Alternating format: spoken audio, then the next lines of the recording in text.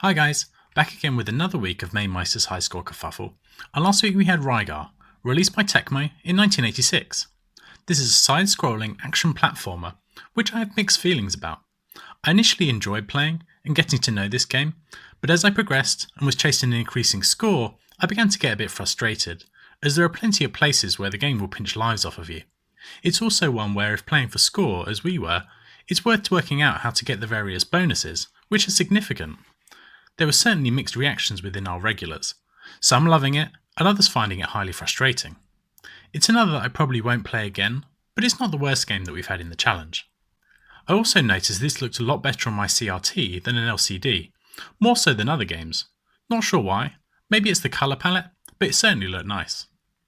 Alan also had a quick game of this during his live stream, and then compared it to the C64 version.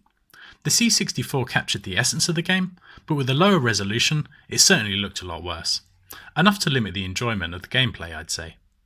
Something I didn't mention last week is this game was known as Warrior of Argus in Japan. This made me think of Colin trying to buy a PS5 on the high street.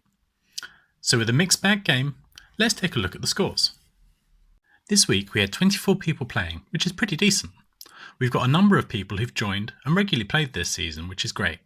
Vintage Coin Up Reviews has returned and has finished in 15th, so I've also reinstated his place for Dodonpachi. Pingy has joined in again and got main going pretty much just to take part, so thanks Pingy, he finishes in 9th. We then have Paul, who has another top 10 finish, Pearl is in 7th, and I'm just ahead in 6th. In 5th, we have our current leader, Big Juffer, and then 3 of our top 4 have had their best finishes so far this season.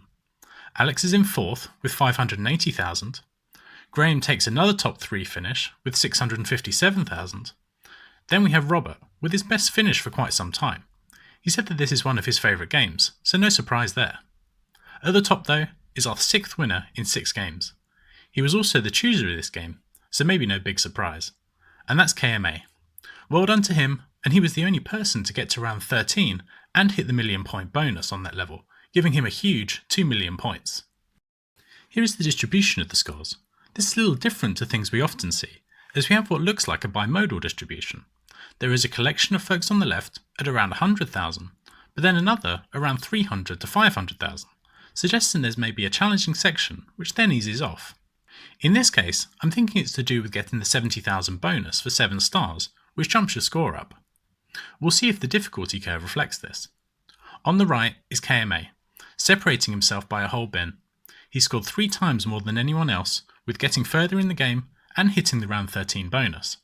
Well done again for a standout performance. And here's the difficulty curve.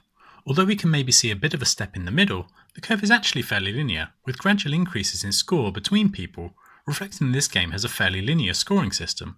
And even though there are a few bonuses, they don't all happen at the same time. Over on the right though, as with the score distribution is KMA, and we can see that steep climb to his score. Now let's see how this result has changed the league table, and with a few people achieving their best ever finishes, we've got a bit of movement. Mancave Arcade is up 1 into 19th. That top 10 finish for Paul sees him climb 2 places. Alex is just ahead, having gained 7 places after his 4th place finish this week. Robert is up 1 after his best ever finish, but matching Alex's 7 places gained is this week's winner, KMA. He's into 6th, so let's see if he can continue this run of form. Our top 5 though remain unchanged, and it's still pretty close at the top. Graham is just 5 points behind me, and Juffa has squeezed his lead to 31 points, but given it's 100 points for a win, it's all still to play for. We've had a good range of styles of games so far this season, so let's see what this week brings us. That win for KMA has meant his games are retained, so the list is very similar to last week. So let's set the selector going and see what we get.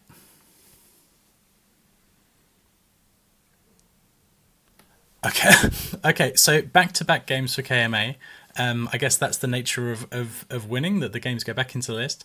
But the game is Gemini Wing. So this is a game I hadn't heard of until like a week ago, because this game is on Mister. So I was playing about with my vertical setup, and I saw Gemini Wing, and I tried it out.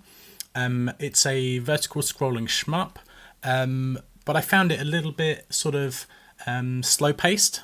And kind of, I think the graphics are somewhat sort of cartoony. So I'll go make a video and let you know a bit more about it.